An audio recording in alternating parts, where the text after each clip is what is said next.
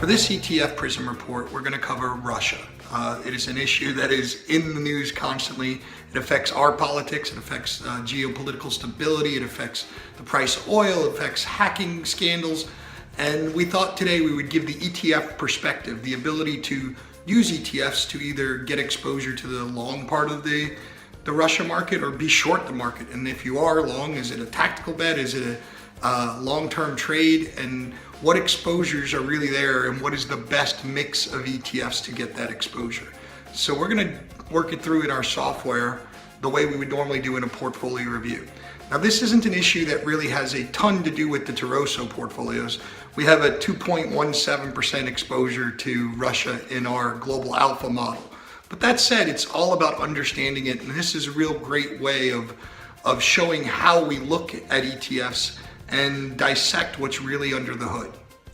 Okay, so to start with picking the best ETFs for Russia exposure and understanding what's really under the hood, we need to start with a universe. So we started by taking a look at ETF.com and getting a list of the 6 ETFs that they list as exposure to Russia. The reality is there's only 4 that are unique, meaning ERUS, RBL, RSX, and RSXJ. There are also a 3 times long version and a 3 times short version, but those actually follow the exact same index as RSX, the largest player. Now, it's obvious that RSX is the largest and most liquid and the one that everybody goes to, 2.73 billion. The others in aggregate don't even add up to that. It's also interesting to see that there's so much more in the 3 times long version as opposed to the 3 times short version. It gives you an idea of where the market is thinking. So the next step, once we have a universe, is we jump over into our software. And in our software, we can take any security or any ETF and see what else overlaps with it. And the first thing that I can see here is the overlap between RSX and RBL, ERUS, and then we get some emerging market or BRIC-like ETFs that also have exposure. But in terms of the pure plays, I built a nice little grid to show us the overlaps. So RSX overlap to RBL, 72, overlap to ERUS, 44, to the small cap version, 0. And this helps us get an idea of how to construct a portfolio. But in order to construct a portfolio, we have to understand other differences. So the next thing I like to do is compare them. So now we've got RSX versus the other 3 main actual exposures, and you can see that across the board, the largest actually has the highest price to sales, price to earnings, second highest price to cash flow, highest price to book, and lowest yield. And this might be the effect of the concentration, being under 30 names, as well as all the flows towards these names. So understanding this, we know that owning RSX as a tactical trade is a great way to get exposure to Russia. But perhaps as a long-term strategic trade, there might be a better way to construct a portfolio. So now I'm going to jump over to our portfolio comparison tool and compare the other 2 versions. So let's start with RBL. So now we're looking at RBL versus RSX. We can see from a composition standpoint, they're both Russia. RBL is substantially more concentrated, less sectors, more concentration from a market cap standpoint.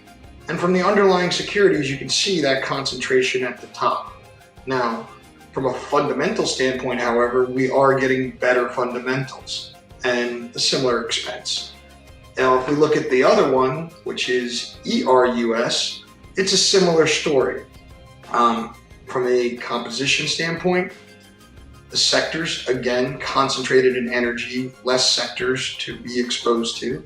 Market cap, it's actually even higher market cap. And underlying securities is where things get really interesting, right? So here's the biggest difference. You'll notice that there's Gazprom in here twice. You'll notice Lukoil and its absence in RSX. And the reason is RSX is constructed using both GDRs and ADRs, whereas ERUS will get exposure to things that are ordinary shares. That doesn't help with the concentration per se, but it does help in that there are things that are not being pushed around by the rest of the ETF markets in here. Again, we see the better fundamentals of ERUS versus RSX.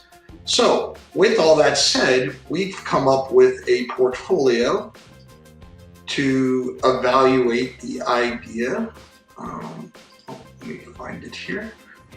I got to return to my list of combining a couple of these ideas to make one portfolio that for long-term strategic holders could be a great way to get exposure to Russia. So what we've done is we've combined a 40% position in RSX, 30 in the small caps, and 30 in ERUS to get those ordinary shares. We obviously are in the Russian markets, but from a sector standpoint, we're even less concentrated than RSX itself. From a market cap standpoint, we have mid, small, and large cap exposure. And on the underlying securities, we don't have a position that directly is over 5, but again, we have to add Gazprom twice, so reality it's 8, which is in line with RSX. 53% overlap, but capturing 100% of what's in RSX. And superior fundamentals, all while being about the same cost. And the performance of it, as of late, would be better over the long term, pretty high correlation, but I think as a strategic holding, this is a model that makes more sense. So good luck navigating the political environment and deciding which way to be on Russia, but I hope this helps you find the right tools.